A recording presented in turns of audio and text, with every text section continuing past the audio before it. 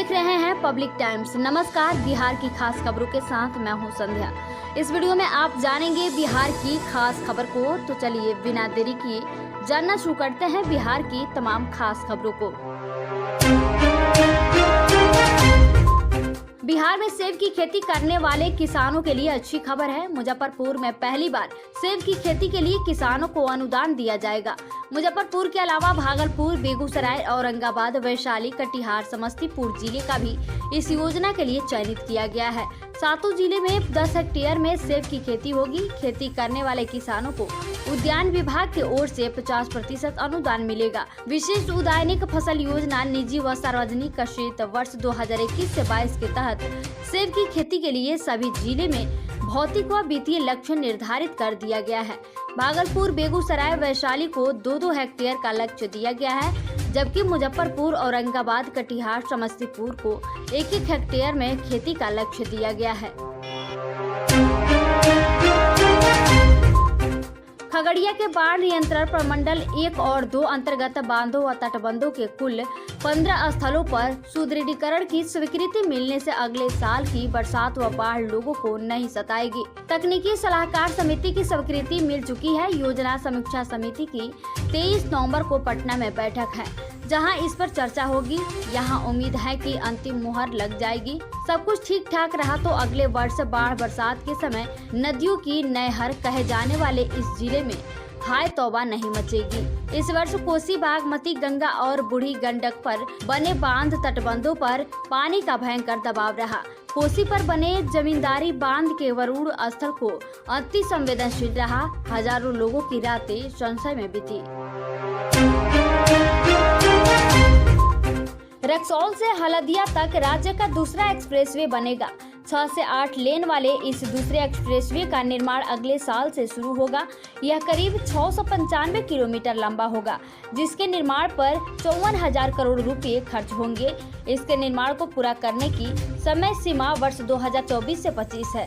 फिलहाल इस एक्सप्रेसवे की DPRA की प्रक्रिया शुरू होने वाली है। बता दें कि पटना से कोलकाता तक राज्य का पहला एक्सप्रेसवे बनेगा। बिहार के कटिहार जिले के बारसोई थाना क्षेत्र में लोमड़ी ने हमला कर 38 लोगों को जख्मी कर दिया। घायलों का बारसोई प्राथमिक स्वास्थ्य केंद्र में इलाज चल रहा है। इनमें से 8 लोगों की हालत गंभीर होने के कारण उन्हें कटिहार सदर अस्पताल रेफर कर दिया गया है। गिद्दड़ के हमले में बुरी तरह जख्मी होने वाले ग्रामीणों के नाम पुतली खातून, मोहम्मद सुलेमान, रेहान खातून, मोहम्मद मेरुद्दीन, करीला खातून, निसार आलम, अब्दुल रशीद और मोहम्मद मुजमिल शामिल है। रविवार को किसान अपने खेतों में काम कर रहे थे, तभी अचानक लोमड़ी ने उन पर हमला कर दिया।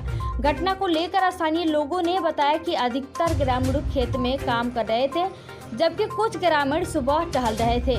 इसी क्रम में वो उन पर हमला कर दिया और 3 दर्जन से अधिक लोगों को काट कर जख्मी कर दिया है।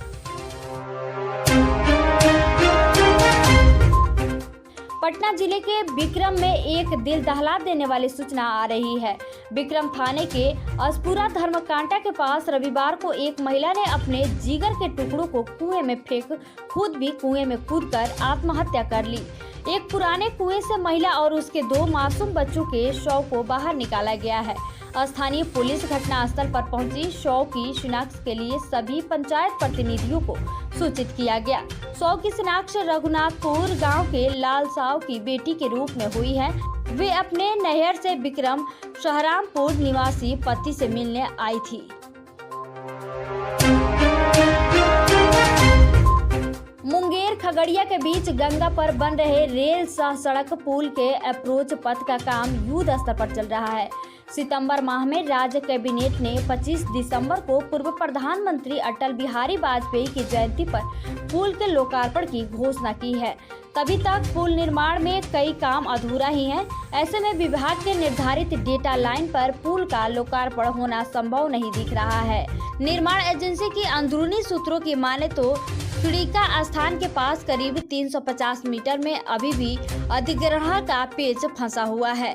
अप्रोच पथ को पुल के कनेक्ट करने के लिए रेलवे का NOC भी नहीं मिला है। अगर इस हिसाब से देखा जाए तो अभी भी अप्रोच पथ पर आवागमन की शुरुआत होने में से 3 माह का समय लग सकता है। निर्माण में कार्य में लगे एजेंसी का कहना है कि काम समय पर पूरा कर लिया जाएगा। पूर्णिया जिले में कार्यरत सिपाही हवलदार संवर्ग के 1200 से अधिक पुलिस कर्मियों को पिछले 3 साल से नियमित रूप से यात्रा भत्ता की राशि नहीं मिल पा रही है। अकाउंट विभाग इस कदर कुंडली मारकर बैठा है कि लगातार पुलिस कर्मियों के द्वारा वरीय अधिकारियों को आवेदन देने के बावजूद कोई सुनवाई नहीं हो रही है, जबकि प्रत्येक जिले में यात्रा भत्ता की राशि को लाइन डीएसपी के द्वारा जांच पड़ताल करने के बाद डीएसपी मुख्यालय के द्वारा निर्गत किए जाने का नियम है। बताया जाता है कि वर्ष 2012 से ही यात्रा भत्ता पुलिस कर्मियों को नियमित रूप से नहीं मिल रहा है। अभी भी कई साल का भत्ता बकाया है। सैकड़ों की संख्या में पुलिस कर्मियों का तबादला दूसरे जिले में हो गया है। पुलिस कर्मी कमान के साथ यात्रा से संबंधित विस्तृत जानकारी अकाउंटेंट विभाग एवं पुलिस लाइन में जमा कर चले गए हैं, लेकिन कई साल बीतने के बावजूद उनके खाते में यात्रा भत्ता की राशि नहीं मिल गई है।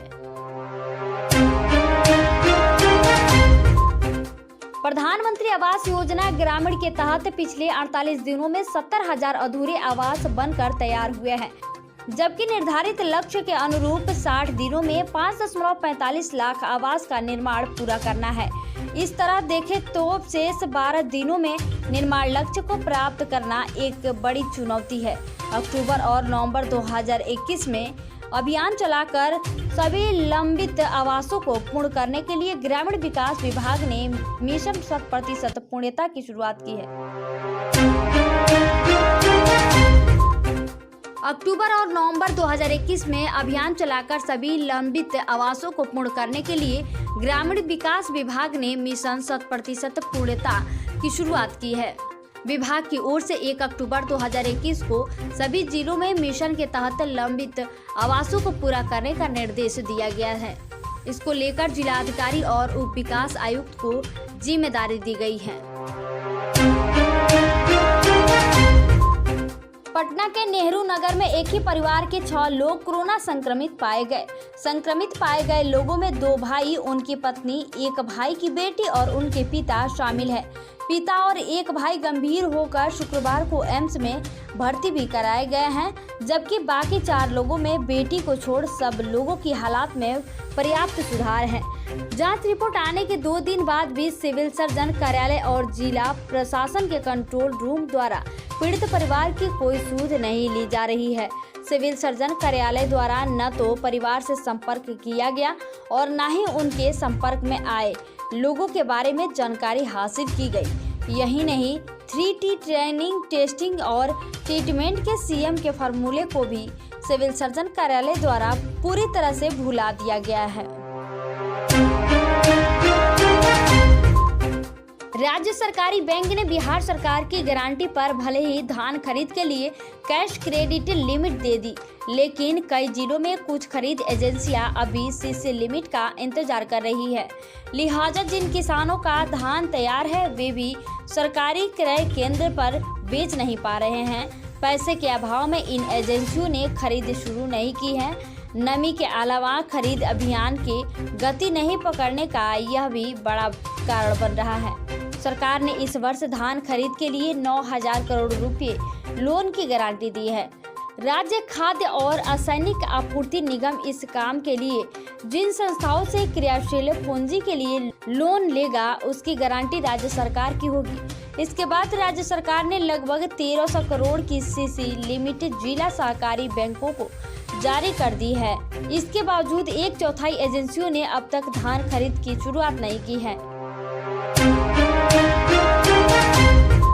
तो ये थी बिहार की खास खबर। धन्यवाद।